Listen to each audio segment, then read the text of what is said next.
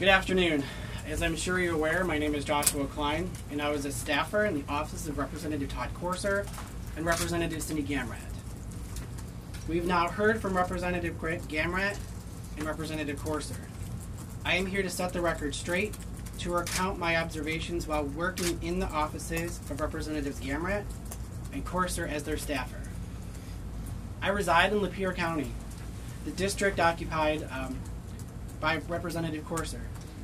I had a close personal friendship with Mr. Courser predating his election to the Michigan State House. As a result, it was my view that I was more than just a legislative staffer. I felt, and still feel, a great love for my home district of Lapeer. Although Todd Courser is the elected representative, I always considered that I had a strong moral obligation to the people of Lapeer County. I still feel a strong obligation for the privilege I was given to serve my district as an unelected staffer in Representative Courser's office. From the bottom of my heart, I feel the same obligation to all the people of the state of Michigan. From my first day in office, Mr. Courser adopted a rather disrespectful and almost haughty approach with me and other staffers. His attitude became ever more elitist and arrogant. The most poignant example I can remember or recall happened at a staff meeting in early January, where Mr. Courser told us as staff, "Let's get it straight, boys. We're not here to pass legislation. We're here for messaging moments in media." Over the next few months, you never knew which version of Todd Courser you were going to get on any given day.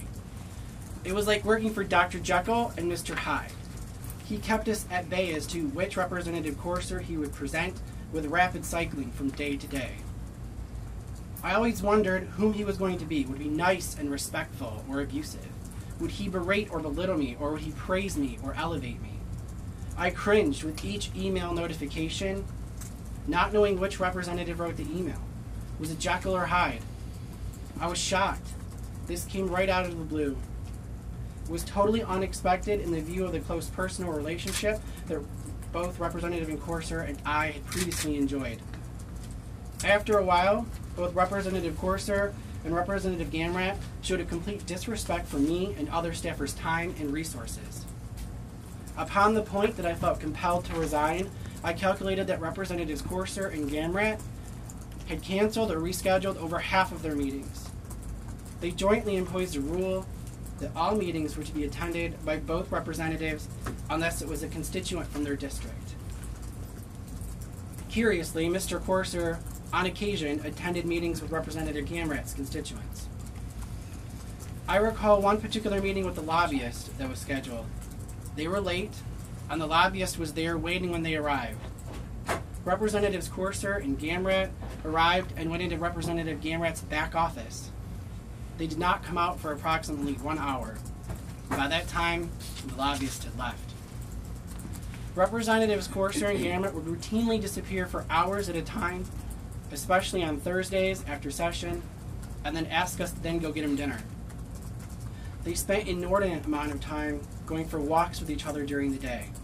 They frequently greeted each other with what appeared to be long, romantic, highly personal hugs and embraces. Mr. Courser would often nap on Representative Gamrat's office floor. Upon seeing him, Representative Gamrat would tuck him in with a pillow and a blanket. Rep. Courser was frequently out of his office. On those occasions, we had to mostly work out of Gamrat's office and do Courser's work there.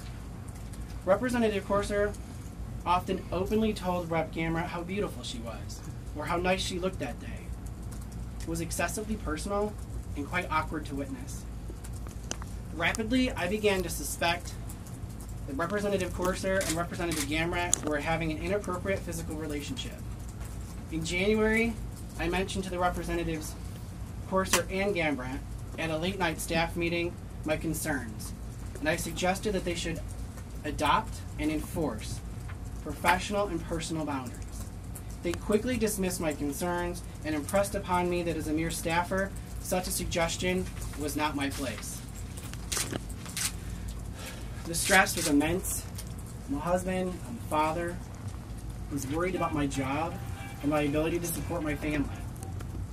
I was also concerned about preserving my integrity, the cost that would be imposed upon me in that effort. Would I lose my job, my good reputation, and the ability to continue my chosen career of public service? I was unable to get a good night's rest. I was constantly on edge and began to feel increasing anxiety.